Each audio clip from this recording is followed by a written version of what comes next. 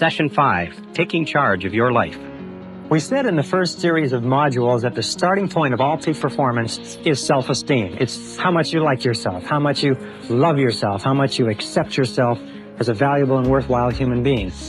The second part of peak performance, I think the two key requirements, the second part is self-responsibility. Self-esteem plus self-responsibility, each reinforcing themselves. And what self-responsibility says simply is that you are the architect of your own destiny, that you are the master of your own fate, that you are totally self-responsible, that everything that you are or ever will be is up to you and you alone. Now you can believe in a higher power, as I do, and you can say that the higher power is responsible, but God helps those who help themselves. And for this earthly life, you're in charge of your life. You're in charge of what happens to you. If you don't like the way things are going, it's up to you to change it. But there's no way that you can ever give away responsibility. And this whole subject of responsibility is one that is very controversial.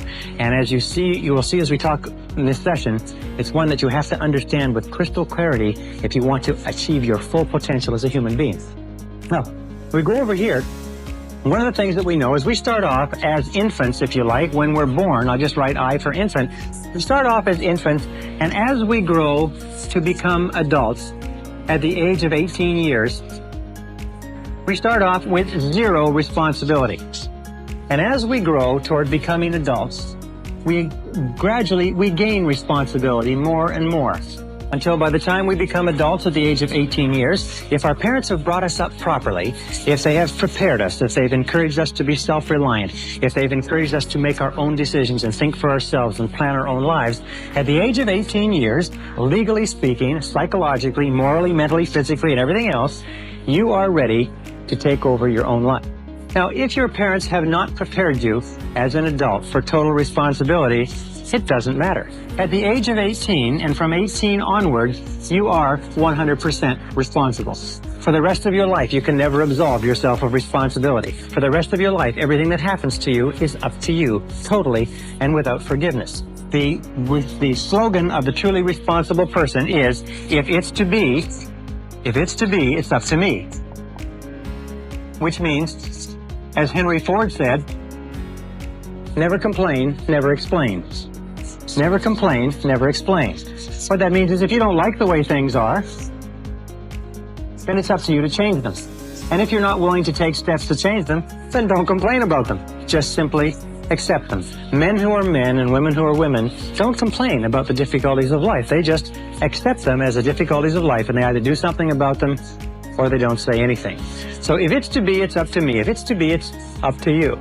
This is one of the hardest things to understand, because when we're children, at this stage, we're totally dependent. And being totally dependent, we develop, if you like, a habit pattern or a conditioned response, and we look for the reason that things happen outside of ourselves. As we become adults, if we're not careful, we will still retain this dependency, and we will long for what is called the pseudo-security of childhood. That time in childhood when someone took care of us. That time in childhood when we were fed and clothed and our home was taken care of and our school and everything. We didn't have to worry about a thing because they took care of it.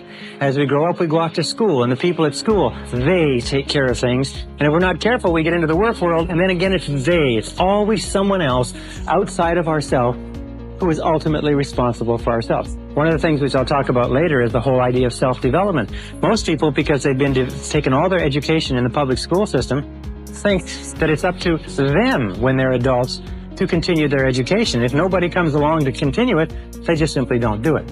Now there's another point, and that's the difference between maturity and immaturity. And here's a very simple example. Imagine that this is the course of life, again from infancy to adulthood. And everybody reaches the stage, sooner or later, where they come to this great cliff and this great canyon. And this is the side of immaturity. This is the side of childhood. This is the side where we are dependent upon others and where we look to others for our answers and our solutions. We look outside of ourselves. At this point, we come to the edge of this canyon. At the edge of this canyon, we look across into the land of maturity, the land of adulthood. And each one of us has to make a decision to jump in one great leap from being a child to being an adult. Now, sometimes this is forced on us, Sometimes it happens in an evolutionary way, but sooner or later we have to make the decision to accept the fact that we're in charge of our own lives, we're the architects of our own destinies, and then get on with it. What do most people do? Unfortunately, what most people do is they turn back at this point. They slip into marriages where somebody will take care of them. They take jobs where they expect their bosses to take care of them and so on. Or they just simply avoid responsibility by looking for the cause of everything that happens to them in other people and other circumstances. It's their bills, it's their health, it's the way their parents treated them and so on. They're not really responsible. On the other hand, sometimes they decide to take a little responsibility, but not too much, which is the equivalent of trying to leap over a canyon in 2 jumps. And where the vast majority of people end up, unfortunately, is in the valley. And this is the valley of excuses. The great majority of people spend their whole life in the valley of excuses, making excuses rather than making progress. There's an old saying that says the disease of excusitis, which is the habit of making excuses to excuse away our failures and our inadequacies, is fatal to success. The habit of making excuses is fatal to your success. So the question you have to ask yourself when we talk about responsibility is, what excuses do you use not to move ahead? There was a very famous story by Tolstoy, where Tolstoy and his brothers would play, and they had a game. And the game was that out in the garden, there would be a box. And in the box was the answer to all the riddles of life.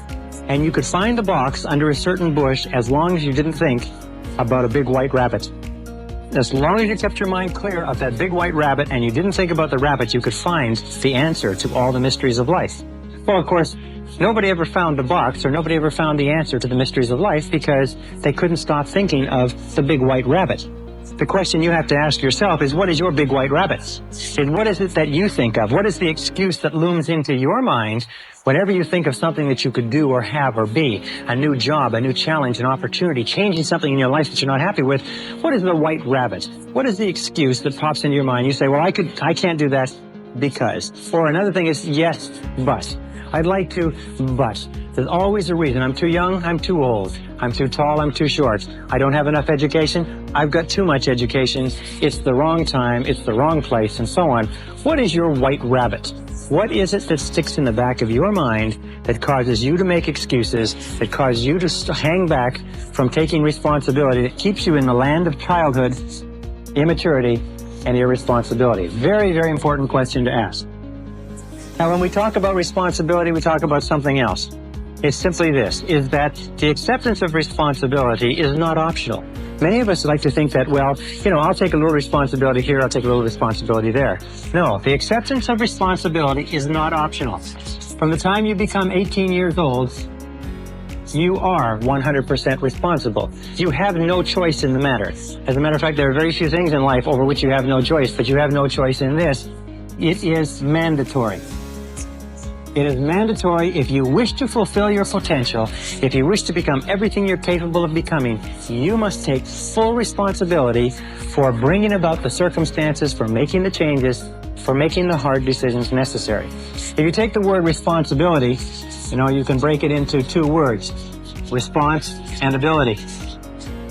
And one of the things which I've learned as I've studied history is that all of life is a series of challenges, difficulties, problems, setbacks, obstacles to face. And the difference between the winners and losers in life is not the difference in problems, because everybody has problems.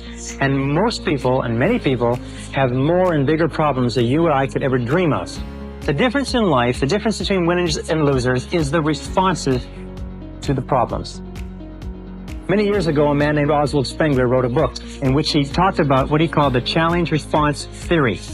The challenge-response theory simply said that civilizations grow and decline to the degree to which they meet challenges effectively and respond effectively. A small society starts out small, and almost invariably it will be challenged by either an external enemy or nature or weather or something else. If the society responds in a positive and constructive way to the challenge, the society grows. As it grows, it triggers additional challenges, difficulties. If it responds to them effectively, it grows some more. Oswald Spengler studied the 21 great empires of human civilization and found that every single one followed this cycle. As long as the civilization continued to rise to the challenge, it continued to grow stronger and stronger.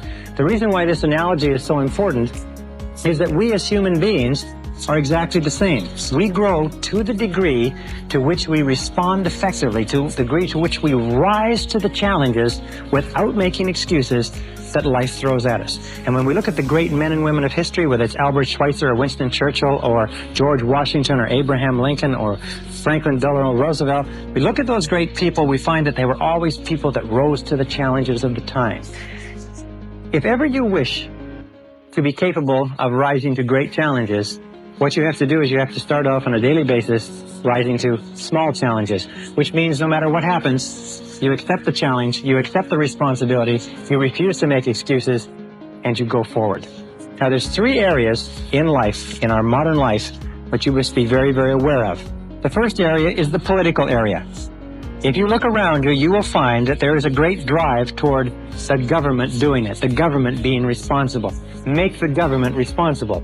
What people are doing is they want the government to be their parent. They want the government to protect them and take care of them. But as the more you vote for politicians to do things for you, the more you give politicians control. You see, you can never give away responsibility. You can only give away control. How do you give away control? You give away control in terms of voting for them to spend more of your money, regulate more of your businesses, tax away more of your income, and so on. The second area, so let me just finish this. The urge towards statism, collectivism, socialism, large government, and so on is all aimed at somehow making the government, that faceless bunch of bureaucrats, responsible for the challenges of our own lives. Now, the second area where this is prevalent is in the criminal justice system. In the criminal justice system, you will find that the one characteristic of all criminals is that they refuse to accept responsibility for their crime. It was always someone else or something else. It was always their childhood or the background or the other guys. That the way that people get out of the criminal justice system is they accept responsibility for the crimes they've committed. And they say, I did this, nobody made me do it, I am responsible, and they stop going back to jail. The third area is in medicine. Today we know that almost all of our problems in medicine are psychological in origin, or we inflict things on ourselves. The average American or Canadian is about 10 to 20 pounds overweight. In medicine, we expect the doctor to be responsible. Just imagine how we would take, what kind of care you would take of yourself if you were on a desert island for life, with no doctors, no nurses, no hospitals, no medicine, no nothing, where you had nothing to fall back on. Very, very important point. So all around you in society, you're going to notice this clamor, this demand, I am not responsible. Make somebody else responsible. But this is the key. Remember, you are always free to choose. You are free to choose your responses. You are free to choose the quality of your emotional life. You know that you decide how you're going to feel by how you are going to respond. You decide when to get angry, when to be happy, when to be unhappy. You decide what your attitude is going to be when you get up in the morning. You decide the quality of your physical life. You're the one who decides what you eat, what you drink, what you don't eat and drink. You determine the quality of your financial life. You're the one who determines the quality and quantity of the work that you contribute. In every case, you're free to choose what you want. If you want things to be different, the starting point is to accept full, unqualified responsibility for your life. I first discovered this whole concept of responsibility when I was 21 years old. I was living in a little apartment. I was working on a construction job. It was 35 degrees below zero outside. I didn't have a car. I didn't have any money in the bank. My clothes were old. I had failed out of high school. And I looked around me in that cold winter in that little apartment with no future and not much of a past. And I said to myself, if ever I want anything to change, it's up to me. That's the time where I really got scared. It suddenly hit me right between the eyes that if I wanted my life to be different, it was up to me to make my life different. And if I can get only one point across to you in this simple segment, this little segment is that the starting point of flying to the stars, the starting point of taking complete charge of your life, the starting point of great success and great achievement is to accept complete unconditional responsibility. If it's to be, it's up to me. If it's to be, it's up to you.